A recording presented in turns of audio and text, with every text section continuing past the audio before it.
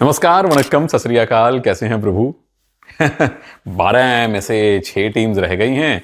6 में से आज रात तक 2 टीम्स और निकल जाएंगी, फिर बचेंगी 4, फिर बचेंगी 2, फिर आएगा एक विजेता। कौन बनेगा विजेता? उसका फैसला आज होने वाले मैचेस से शुरू होगा। यूपी योद्धास के सामने है जेपीपी और पटना के सामने है यू मुंबा।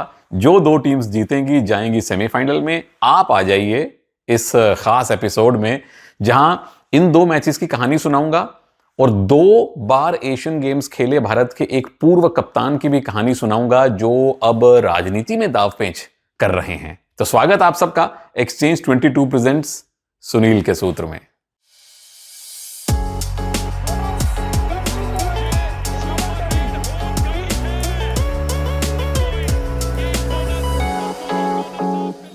तो सबसे पहले बात पहले मैच की करता हूं। यूपी के सामने जेपीपी है, यूपी योद्धास बनाम जयपुर पिंक पैंथर्स। तो यूपी ने 22 मैचेस खेले लीग स्टेज तक, जो सभी ने खेले। 13 मैचेस आपने जीते और 3rd रैंक पे आपने फिनिश किया। टॉप 2 टीम्स जाती हैं सेमीफाइनल में, आप अब एलिमिनेटर खेलेंगे।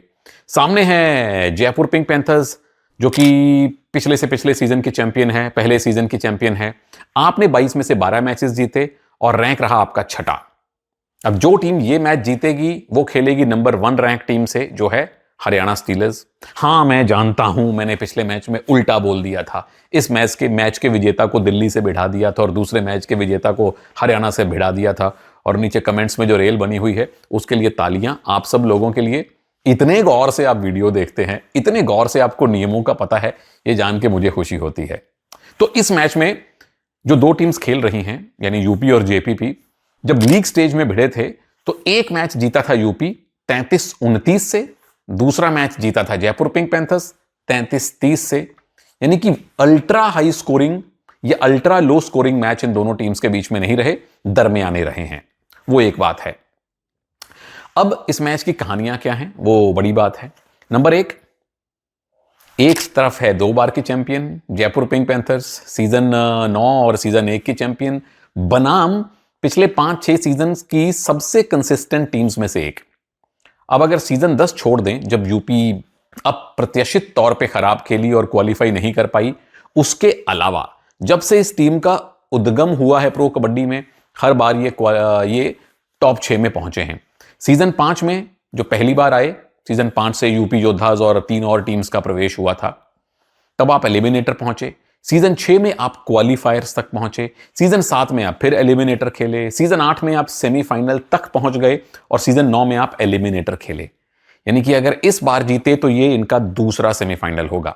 हालांकि कुछ सीजन पहले तक फॉर्मेट अलग था एलिमिनेटर और क्वालिफायर का, बट सेमीफाइनल वाले फॉर्मेट में ये आपकी दूसरी एंट्री होगी अगर ऐसा हुआ तो। कहानी नंबर 2, अर्जुन देशवाल अपनी स्टेट के खिलाफ हैं।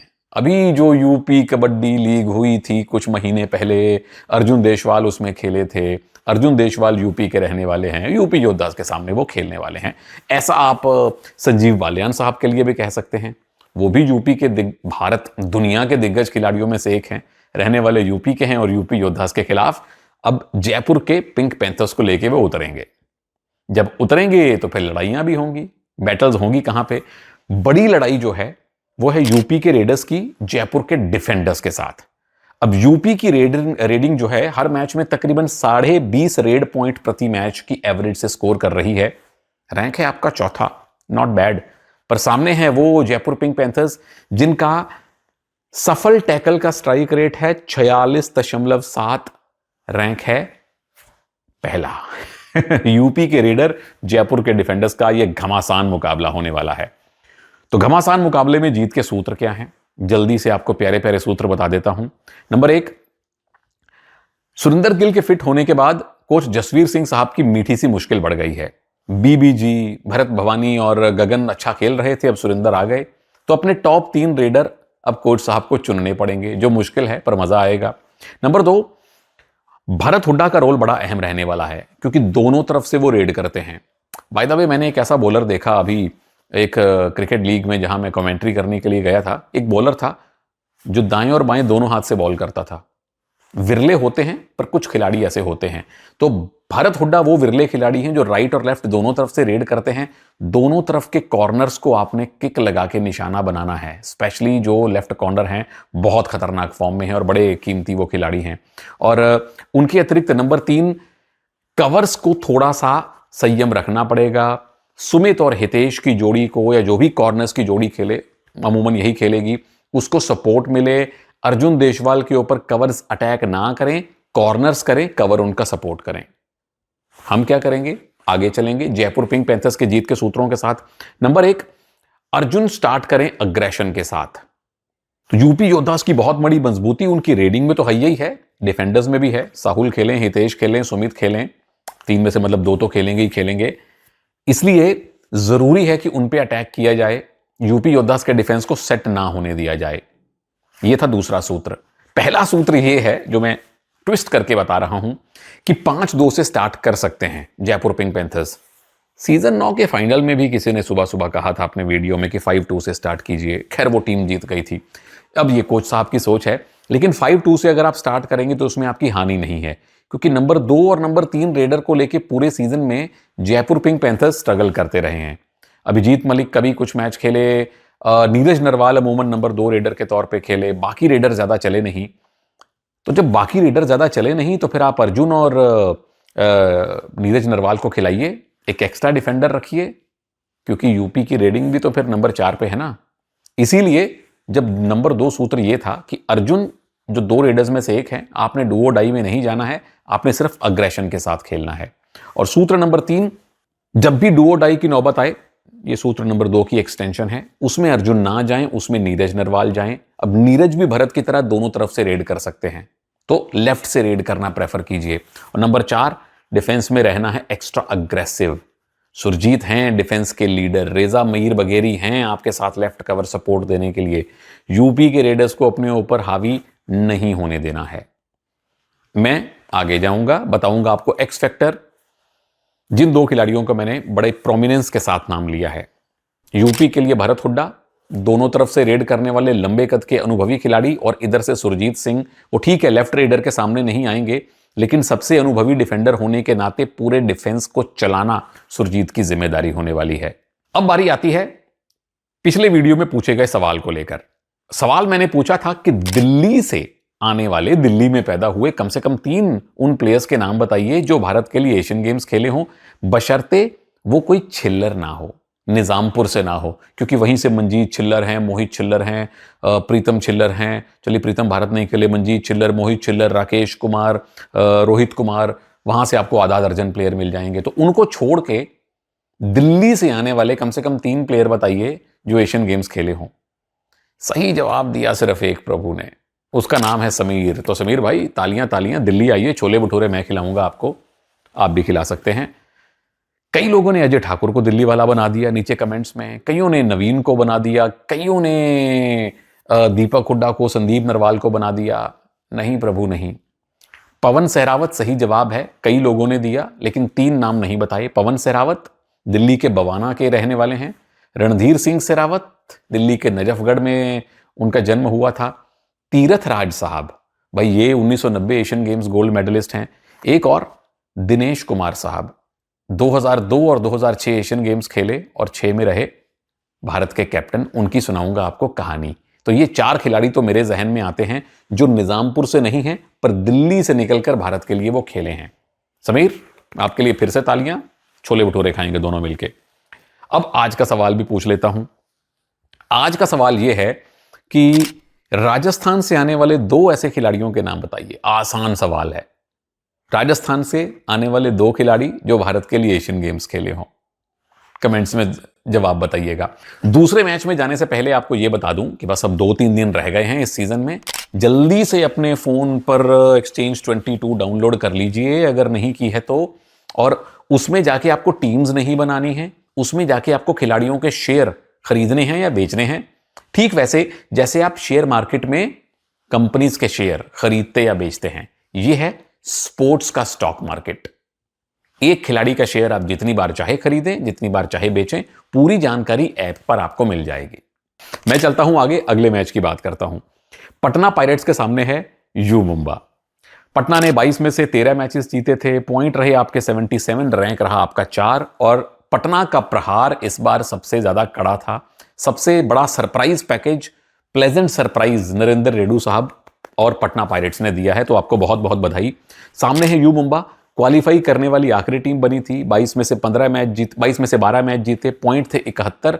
आप 66 या 67 से भी क्वालिफाई हो सकते थे, रैंक रहा आपका 5वां। जब लीग स्टेज में ये दोनों टीम्स खेली थी तो दोनों बार यू मुंबा जीते थे, एक बार 43-37 से, एक बार 42-40 से। बहुत बड़े मार्जिन से नहीं, पर दोनों बार यू मुंबा ने पटना को हराया था। जो टीम ये मैच जीतेगी खेलेगी दिल्ली से सेमीफाइनल। दिल्ली के 4 खिलाड़ियों के नाम मैंने आपको बता दिए। अब इस मैच की कहानियां क्या है? नंबर 1, नंबर 3 सीजन के फाइनल का रिपीट है प्रभु। उस मैच में, वो दिल्ली में मैच हुआ था और आखिरी 1-1.5 मिनट में यू मुंबा की तरफ से एक डिफेंस लैप्स हुआ था सीनियर खिलाड़ियों के द्वारा, और वहां से पटना को जीत की सुगंध आई थी। मनप्रीत पटना के कैप्टन थे, अनूप यू मुंबा के कैप्टन थे, साथ में राकेश भी थे, सुरेंद्र नाड़ा भी थे, मोहित छिल्लर भी थे, प्रदीप का नया नया उद्गम हुआ था, साथ में रोहित कुमार थे। पटना पहली बार चैंपियन बनी और बनती चली गई। वो ये इस मैच की पहली कहानी है। नंबर 2, ये 2 बेहद सफल टीम्स का मुकाबला है प्रभु। एक टीम वो जो लगातार 3 फाइनल खेली, यू मुंबा, और एक टीम वो जो लगातार 3 फाइनल जीती, पटना पायरेट्स। प्रो कबड्डी के इन 10-11 सालों की 2 सबसे कामयाब टीम्स आमने सामने होने वाली हैं। मैच बढ़िया होने वाला है। नंबर 3, यू मुंबा के मौजूदा असिस्टेंट कोच पिछली बार पटना पायरेट्स में थे, अनिल चपराना, अपनी पूर्व टीम के सामने हैं। आप मेरे सामने हैं और जल्दी से आपको बैटल्स बता दूं। ये नंबर 1 पटना के रेडर्स और यू मुंबा के डिफेंडर्स का मुकाबला है। अयान है, देवांक है, इधर तो फिर सुनील प्रवेश की जोड़ी है यही है। और अगर सिंबॉलिकली बात करें तो मुझे लगता है कि ये कबड्डी के यंगिस्तान का मुकाबला है। इधर से अगर अयान और देवांक ने अपनी छाप छोड़ी है तो उधर से अजीत चौहान टॉप 5 रेडर्स में मिल रहे हैं। इधर से फिर जफर दानिश जो लगातार दूसरे तीसरे सीजन में कमाल कर रहे हैं। तो आप ये यंगिस्तानियों का मुकाबला मान लीजिए। जीत के सूत्र क्या हैं? पटना के लिए नंबर 1, देवांक और अयान को नरेंद्र रेडू साहब से लाइसेंस टू थ्रिल मिलना चाहिए। जेम्स बॉन्ड को लाइसेंस टू किल मिलता था, इनको लाइसेंस टू थ्रिल मिलना चाहिए। बिना सोचे, बिना डुओ डाई रेड के बारे में सोचे जाइए, पहली रेड से अटैक कीजिए, खास तौर पे सुनील प्रवेश की जोड़ी को तोड़िए। नंबर 2, अगर आपकी पहले हाफ में बड़ी लीड बनती है तो गेम को थोड़ा सा धीमा कर सकते हैं, क्योंकि आपका डिफेंस नॉट बैड है, पर यू मुंबा के रेडर्स को आप हल्के में नहीं ले सकते। लीड बने तो गेम को थोड़ा स्लो कीजिए, गेम के पेस को अप डाउन थोड़ा थोड़ा करना जरूरी रहेगा। और नंबर 3, कवर्स का रोल है बहुत ज्यादा अहम। एडवांस खड़े होइए, बोनस रोकिए, डबल चेन अटैक कीजिए, सिंगल चेन अटैक कीजिए। विशेष तौर पे अजीत जब रेड करने आए तो राइट कॉर्नर के साथ कंबाइन होना है, इतना कम स्पेस देना है कि वो ज्यादा उसमें मनूवर कर ना पाए, बदमाशी कर ना पाए। बहुत अहम रोल होने वाला है पटना के कवर्स का। अहम जीत के सूत्र यू मुंबा के लिए भी हैं। नंबर 1, पहले हाफ में जफर दानिश खेलें डिफेंस में, क्योंकि आप 2 रेडर्स से काम चला लेंगे, उधर के 2 रेडर्स को रोकना जरूरी है। नंबर 2, रेडिंग में शुरुआत अजीत के साथ रोहित राघव को करने दीजिए, क्योंकि मंजीत का अनफॉर्चुनेटली बहुत अच्छा सीजन ये नहीं रहा है। नंबर 3, अगर इन दोनों रेडर्स में से कोई नहीं चलता पहले हाफ में, तो फिर जफर दानिश इधर 5 से निकलकर इस साइड में आ जाएं, रेडिंग करने लगें, और इनका साथ देने के लिए एक एक्स्ट्रा मेन डिफेंडर को आप शामिल कर लीजिए। यानी कि फ्लूइडिक फॉर्मेशन आपने रखनी है। एक्स फैक्टर पटना से एक ही नाम है, देवांक दलाल का। वो पटना का नया लाल नाम है देवांक दलाल। जमाना बदल रहा है प्रभु। और उधर से सुनील कुमार, टीम के कैप्टन, प्रो कबड्डी के सबसे कामयाब कैप्टन, जो चाहेंगे टीम को लगातार तीसरी जीत पटना पर मिले। अच्छा, एक वो खिलाड़ी हैं, एक वो कैप्टन है जो बहुत सारी जीतें भारत को दिलवा चुके हैं। अभी वीडियो शूट करने से कुछ समय पहले मैंने उनसे बात भी की थी। नाम है दिनेश कुमार भारद्वाज। ये उन 4 खिलाड़ियों में से एक हैं जो दिल्ली से निकलकर भारत के लिए एशियन गेम्स खेले। मतलब बहुत से खिलाड़ी हैं, लेकिन ये उनमें से एक हैं। दिनेश कुमार भारद्वाज साहब का जन्म नरेला में, दिल्ली में, उत्तरी दिल्ली में नरेला नाम की जगह है, वहां बांकनेर नाम के गांव में होता है। 1994-95 यानी कि जब इनकी उम्र 12-13 साल के आसपास थी, भाई साहब ने कबड्डी खेलनी शुरू की। इनके गांव में बहुत से कबड्डी के सीनियर खिलाड़ी हुआ करते थे, उनको देख देख के कबड्डी खेलने का शौक आया। फिर धीरे धीरे स्टेट और उसके बाद नेशनल कैंप में पहुंचे। तो 2002 वाली जो एशियन गेम्स की टीम थी, जिसके कैप्टन राम मेहर सिंह साहब थे, उस टीम में पहली बार ये बुसान गए एशियन गेम्स खेलने। फिर 2006 जो दोहा में एशियन गेम्स हुए थे, उस टीम के कैप्टन बने दिनेश कुमार भारद्वाज। और इन दोनों टीम्स के बहुत से खिलाड़ियों के साथ इनकी मित्रता भी रही। बहुत से खिलाड़ी ऐसे थे जिनको देखकर ये बड़े हुए। संजीव कुमार बालियान, राम मेहर सिंह, पंजाब के बलविंदर सिंह फिड्डा, ये इनके फेवरेट खिलाड़ियों में से कुछ रहे हैं। और फिर मनप्रीत सिंह, नीर गुलिया, शमशेर सिंह, राकेश कुमार, मनप्रीत सिंह के साथ इनकी अच्छी खासी लंबी दोस्ती भी रही है कबड्डी को लेकर। मुझे इन कहानियों के बारे में ज्यादा पता नहीं था।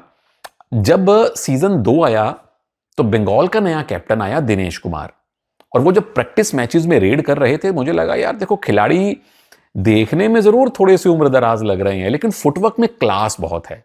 तो पहली बार मैं उनके साथ बैठा, उनकी कहानी जानी, तो पता चला कि ये 2006 एशियन गेम्स के कैप्टन हैं, जिन्हें उसके बाद 2010 में अर्जुन पुरस्कार से भी सम्मानित किया गया। उसके बाद ये एयर इंडिया में उनकी तरफ से खेलते थे। जब अजय ठाकुर के साथ भी इनकी दोस्ती हुई और तमाम लोगों के साथ दोस्ती हुई। बाद में भाई साहब ने नौकरी छोड़ दी और एक पार्टी की तरफ से इन्होंने चुनाव लड़ा, नहीं जीत पाए। 2022 में दूसरी पार्टी ने इनको बुलाया, वो जो टोपियां पहन के निकलते हैं वो वाली पार्टी।